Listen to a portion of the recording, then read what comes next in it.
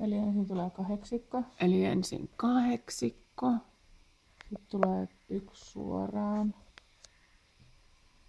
Ja sitten taas 1 kahdeksikko. Sen jälkeen otetaan tää viimeinen täältä. Ja vedetään sitä tänne keskelle, että tänne tulee tämmönen lenkki. Sen jälkeen Taas 1 suoraan. Taas 1 suoraan. Ja vedetään taas se. Ensin ylhäältä, sitten alhaalta. Sitten taas lisätään. Ja aina suoraan niinkö? Joo. Ettei enää niitä. Joo, ei enää kahdeksikkoa. Se on Joo. vaan tuossa aloituksessa. Ja kannattaa siirtää näitä kumilenkkejä tänne alemmas sormeen. Niin, ne tipahtaa muuten. Niin. Niin. Sitten vaan aina tuolta toi viimeinen vedetään tänne sisälle ja otetaan sille korvaa. Ja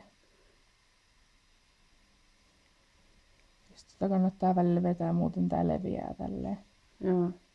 Ja kun sitä vetää, niin siitä se saa sen muodon. Niin just.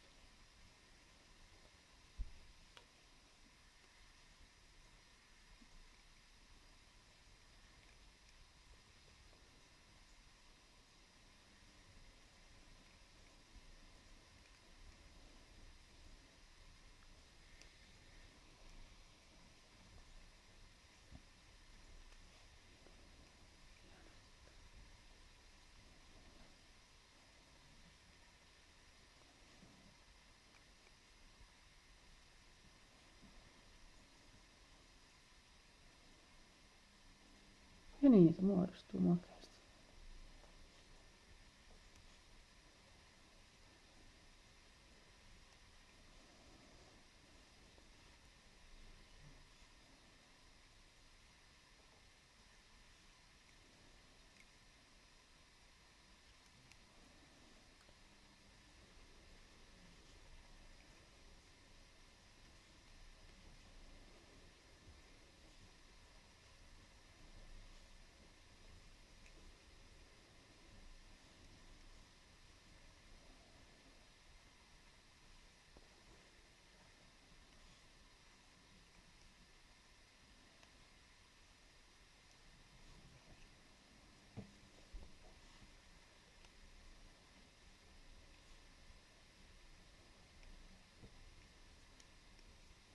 Näytä sitä. Sitä pitkään, niin näkyykö se tässä? Joo. No niin. Näytä se vielä, millä sä laitat sen kiinni sitten se. Sitten kun se on riittävän pitkä. Semmoinen S-muotoinen. S-muovi, joo. Very nice. On se näppärä.